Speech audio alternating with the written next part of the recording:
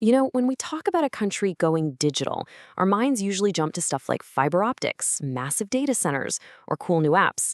But today, we're diving into Oman's strategy, and they're making a pretty bold argument. The most important piece of hardware isn't a computer, it's the human brain. Okay, let's get into it.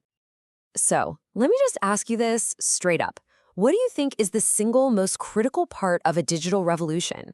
I mean, is it blazing fast internet? Is it how much money is being thrown at the problem?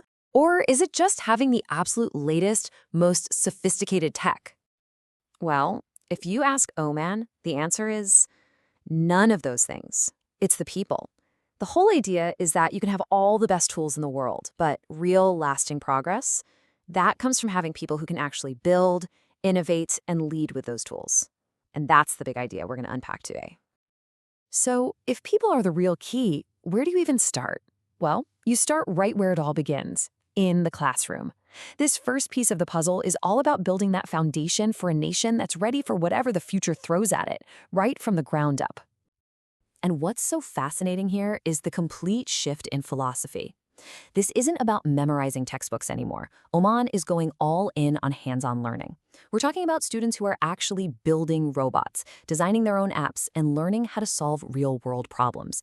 And this is so important. There's a huge push for inclusivity, really making sure that girls are jumping into STEM and becoming the next generation of tech leaders. And this isn't just some far-off theory or a 5-year plan. No, they are taking a huge, groundbreaking step to future-proof their education system right now by putting next-generation AI directly into public school classrooms. 4,000. Just let that number sink in for a second. What does a number like that even mean? It's not just a figure on a slide. It's a massive statement of intent. That's 4,000 Microsoft 365 Copilot licenses getting rolled out across the country's public schools. This partnership makes Oman one of the very first countries in the entire region to use AI copilots in education at this kind of scale. For teachers, it's a powerful new tool, and for students, it means a learning experience that's way more personalized and interactive. It's a game changer. But here's the thing, this innovation isn't just coming from big government programs or huge tech partnerships.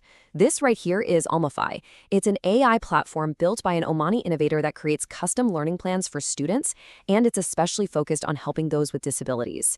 It's just a perfect example of how that national vision is being powered by grassroots innovators too.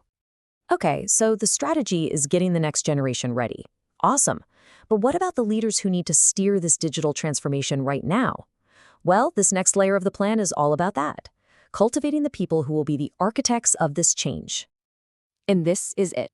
It's called the Irtiqa program. The name itself literally means ascension, which tells you everything you need to know about how ambitious this is. The goal is simple but powerful. Find and train up a new wave of leaders inside the government who can really push innovation forward. This chart just perfectly captures how Oman's strategy has grown up. The first big push, the Tahawul program, was all about digitizing processes, basically getting government services online. But now, with the Irtiqa program, you can see the focus has matured. It's shifted from being about the tools to being about the people who are going to use those tools to build the future. So, the whole strategy sounds really impressive on paper, right? But the big question is it actually working? And this, my friends, is where the story gets really compelling, because the numbers from that first Tahawul program tell an absolutely remarkable story.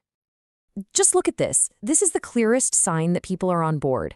In all of 2023, there were 9.4 million digital transactions with the government.